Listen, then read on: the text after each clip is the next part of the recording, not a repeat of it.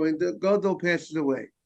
If he leaves the city prematurely, so the Goel Hadam, the relative, has a right. So one opinion says has actually a mitzvah to kill him, and the other opinion says he has a right to kill him.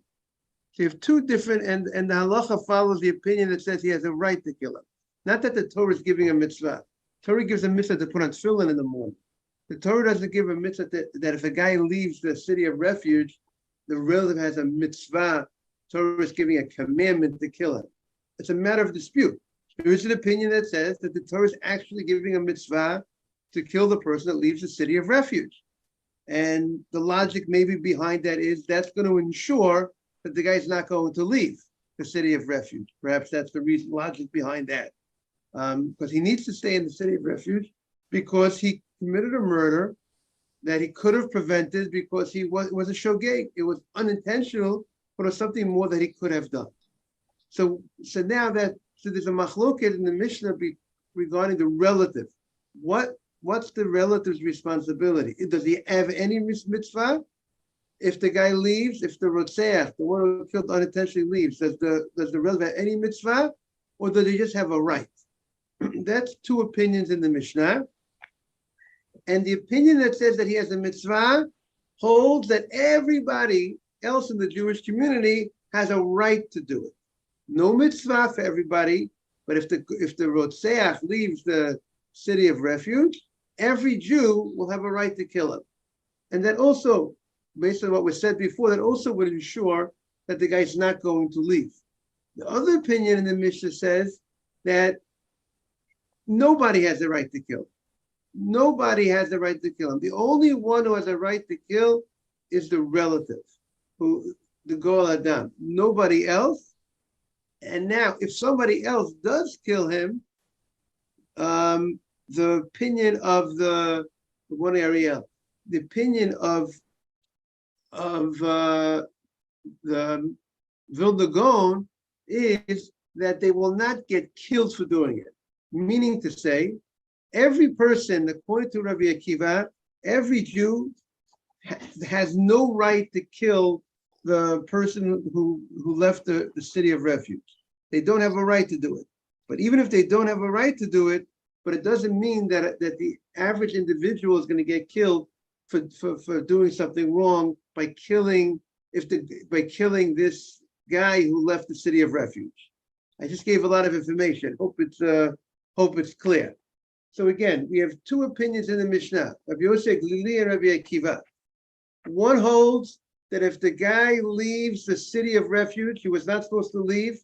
He had committed a murder unintentionally. If he leaves, the Goel Hadam, the one who is the relative, has a mitzvah to kill him.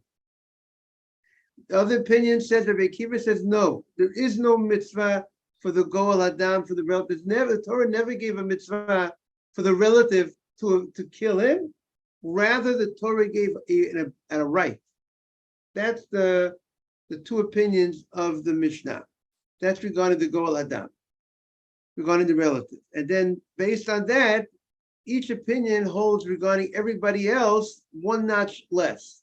If you hold the Goel Hadam as a mitzvah, that the relative has a mitzvah to avenge the blood, then everybody else has a right to avenge the blood. Yes, and an opinion that says that the Goel Hadam has a right to do it, everybody else does not have a right to do it. Those are the two opinions in the Mishnah. There's an opinion that says, it's not the halacha, there's an opinion that says that if the guy leaves the city of refuge, there's an actual mitzvah for the relative, the Goel Hadam, to kill him. Okay. Today, the Gemara is going to introduce a third opinion. The third opinion, which is very interesting, is the other side of the spectrum. That if the guy leaves the city of refuge, even the Goel Hadam would be killed if he kills him. That means the relative has no right to kill him, and no right, not even the relative has no right to kill him. If the relative kills him, the relative if we warned the relative, the Goel Hadam, don't kill him, and we tell him don't kill him, and if you kill him, the relative will get killed. That's the that's the third opinion. And when the Torah, and the whole thing, when the Torah says the Gol Adam, the relative has a right to kill him, that is the one who kills him, that means he kills him if the court said the guy is obligated death. If the court decides that this was an intentional murder, the court decides it was intentional murder, then the relative goes ahead and is the one who does the execution. But that's who would do the murder, who kill him. But not that the Gol Hadam, the relative, has a right to go ahead and we set up the city of refuge, that the guy runs to the city of refuge. We want to create a situation where the Gol Hadam will not touch him, and the Gol Hadam is not going to touch him anyways. But just in case the relative is hot, so we create a situation that he has a safe place that'll make it that will deter the Gol Hadam to go after him. But the Gol Hadam is never allowed to touch him. So that's the third opinion. That's the Gemara today on Yud Beis Amud Aleph. On 12a, in the Art Scroll, we are on 12a, I presume number 5, let's see, number 4. 12a4 on the bottom of the page. The left bottom. The first column, Amar Mazutra Batuvia Amarav. Jaime, you have it? Yes. Hey, Amar Mazutra Batuvia Amarav. Mazutra, the son of Tuvia, says in the name of Rav. Let's see. He says, one second. Yeah. Rotseach, the guy who killed unintentionally, Sheyotza michutz l'tchum. He left the boundary of the city of refuge. He ran to the city of refuge. He came to a safe place. And now he came there because that's the place he needs to stay. He needs to spend time there. And now he left. He stepped out of the tchum. The tchum, as we learned earlier this week, is the boundary that not only is the city of refuge a safe haven for him, the 2,000 amot that are right outside the city, which we call the boundary of the city, 2,000 amot is between 3,000 and 4,000 feet, also serve as a safe haven. And if he went ahead and he left the tchum, and that's the place, and that's called, and it has the status of the city of refuge. If he left chutz l'tchum, if he left that area, umatza'u gol hadam, and the relative found him, the relative of the person who got killed, of the victim, finds him outside the tchum, outside the boundary of the city of refuge. V'harago, and that relative killed this person because he left the city of refuge. Neragalav, the relative, for avenging the blood, would be killed by court. The court would kill him for killing this guy who left the city of refuge, because this guy was not a real murderer. The guy who was in the city of refuge had killed unintentionally. So it's true, he could have done better, he could have been more careful, but he's not deserving of death penalty, and therefore we tell the relative, don't touch him. And we warn the relative, if you touch him, you're gonna get punished. So that's this third opinion of, and the Gemara wants to understand, come on, who is this opinion like? We never found this idea that will actually kill the relative, who's actually the Gol Hadam, the one who is the closest relative to the victim. We never found that he would get killed for murder. Maybe if he walks into the city of refuge and he comes into the city of refuge, he should get killed if he kills the one who killed unintentionally. But good morning, Simon. But that if the guy left the city of refuge and now the Gol Hadam, the relative, kills him, to say that the relative would get killed, we never found that before. So and this is Mazutra. Mazutra is a later rabbi in the name of Rav. Now Rav would not create his own halacha against against the Tanaim. You generally, sometimes we say Rav has the status of a Tana, but he's really the later generation. So the Gemara says, who is this opinion? We never found this opinion. We had, until now, we had in the Mishnah that the relative has either a mitzvah to kill if the guy steps out of the city of refuge, or the relative has a right to kill. But we never said that he actually has no right, and the no right goes so far that he actually would be killed for killing the guy who left the city of refuge. That is the Gemara's question. Come on. Lo Rabbi Yossi Aglili, lo Rabbi Akiva. This is not like Rabbi Yossi Aglili, and this is not like Rabbi Akiva. So who is this opinion like? That is what the Gemara wants to know. So the Gemara says, I found the Tana. I found an early rabbi that this opinion is in sync with, that is following that rabbi. Hu dama ki hay Tana. He's saying like the following Tana. We found the Tana that agrees to this. Jaime, is it clear? Yes. Okay. Who do we get Tana? The Tanya. We learned that. What's his area?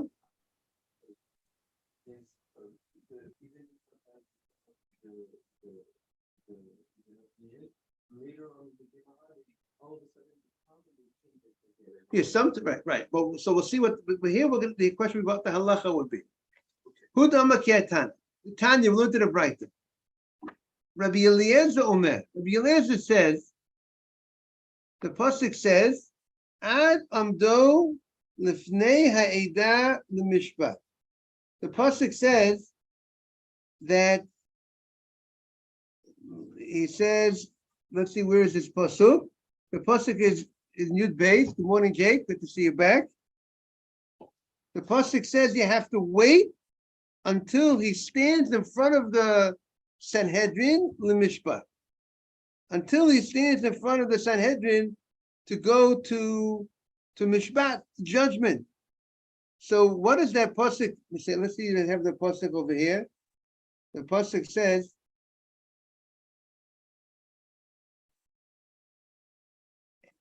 it says the cities will be cities of refuge from the Goel Hadam, will protect them from the relative, and they will not kill the murderer until amdo lifnei ha'edah, until he goes to the court, l'mishpat. When does the guy get killed? He'll get killed when he goes to court. So what does that mean? So he understands. What does it mean that the Torah says he gets killed when he goes? The guy who did the murder gets killed when the court decides. Fishenema, the pasuk says, "V'rotzach gol hadam et harotzach."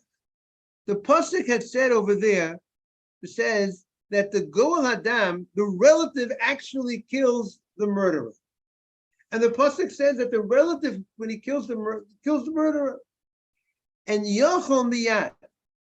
You might think that the relative would kill the murderer immediately.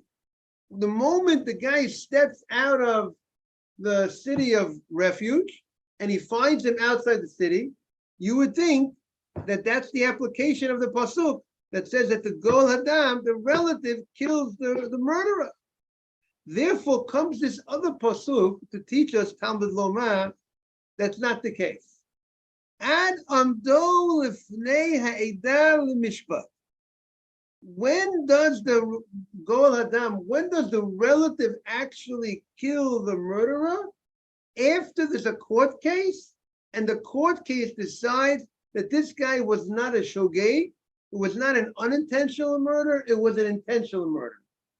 Once the court decides, Ariel, if you want to see a little closer, once the court decides that it was an intentional murder, that's when the relative gets involved and comes to court, and the person who kills somebody intentionally gets killed by the sword, and he'll come, and that's when he's going to come. The Gol Hadam, the rights of the relative are only after the court decides. If the court decides that this was a intentional murder, because like we said, everybody who killed somebody would run to the city of refuge.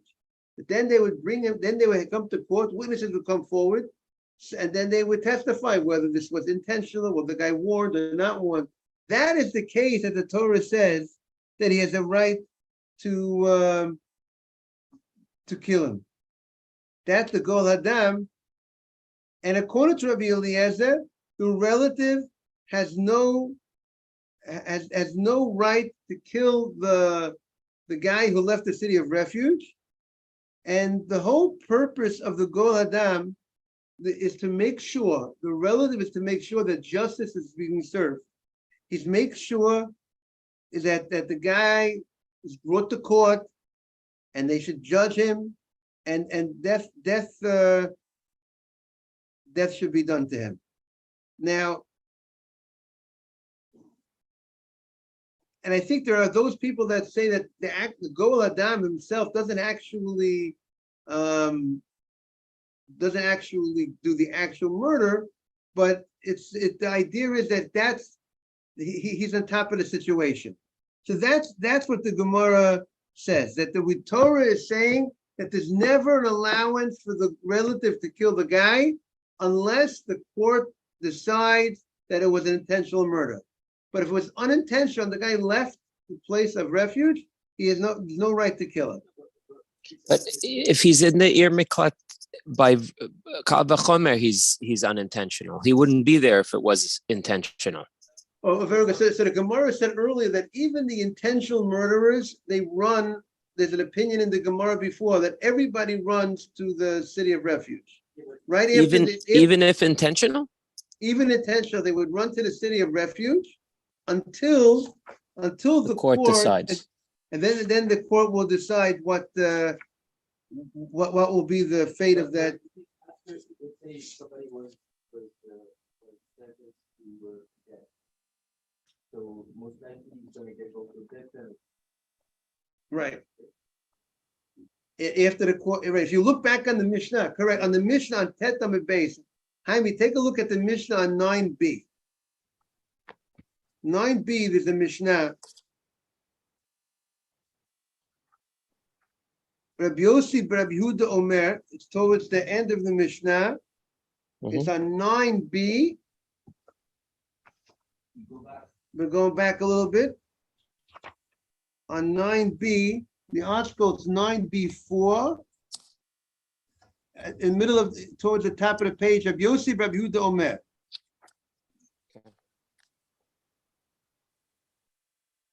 Tell me if you have 9b4. Rabbi Yossi Rabbi Yehuda Omer.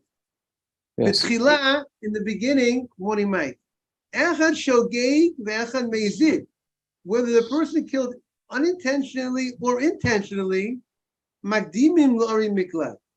They all go to the city of refuge. They wait there. They stay there. Ubezdin sholchim avin otam misham. And the court brings them from that city of refuge.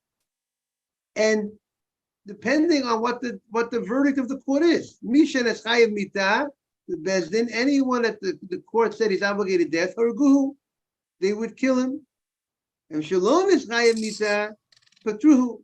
If the guy was not obligated death, they let him go home. And if it was an unintentional, meaning let's say it was a total accident that he could not have avoided, he goes home. And if it was a guy who was a shogeg in between, then he was obligated exile. They would send him to exile. So we see from that Gemara that at least that opinion of the Mishnah, which seems to be the halacha, that everybody would first run to the city of refuge, and then from there we would go to the next stop. Okay, so we're back to Yud Beis Davar Aleph. We're back to 12a. Mike, we're on 12a, and so the Gemara says, Rabbi Yossi Haglili Rabbi Akiva, Hai Amdu Lifnei Ha'edam Mishpat Mayim Avdilei.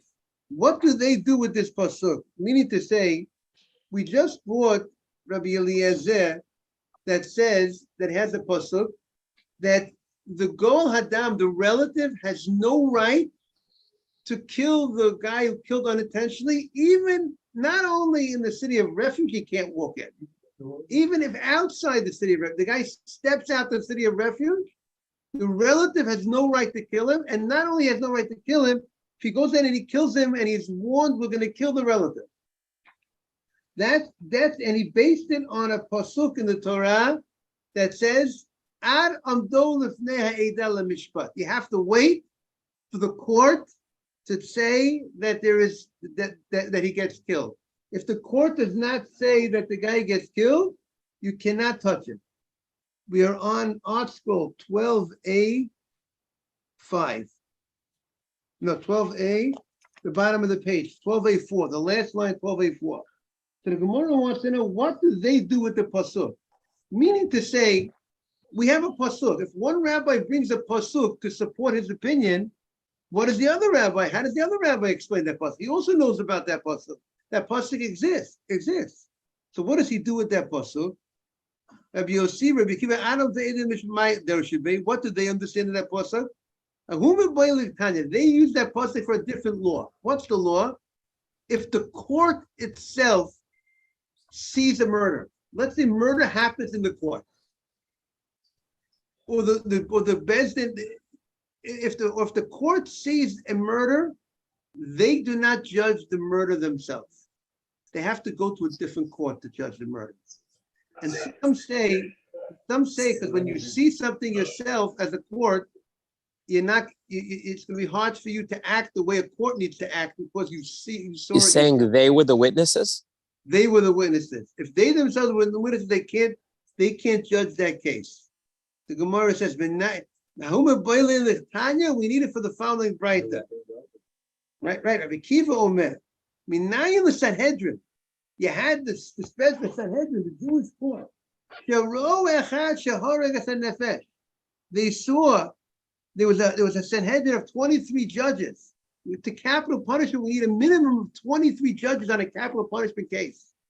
Not 9 judges, not 3 judges, 23 to judge a case of capital punishment. So how do you know you don't kill him until he goes to another court? The pasuk is saying that he has to go until another Eidah. They have to go to another court to judge the case. The 23 have to be unanimous or majority? Has to be a majority, but I recall the majority might have to be a majority by 2. I don't think a one-man majority is. To say guilty, one-man majority, I don't think is enough. I think you need to have a minimum of 2 say guilty in order to be obligated, what I recall. So double check. What is that, like 13 against 10 minimum? Right, exactly. Right, because it can't be 12, 11. 12, 11. I'm going to double check that. That's what I think. Yeah, so that's the special halacha that is teaching us that they cannot be the court. Okay, we'll see tomorrow. We'll continue in this Gemara tomorrow. Fascinating Gemara. And we're almost finished with the Perek. Okay, have a great day, everybody. Thank you. Have a great day. Thank you. To every minute counts.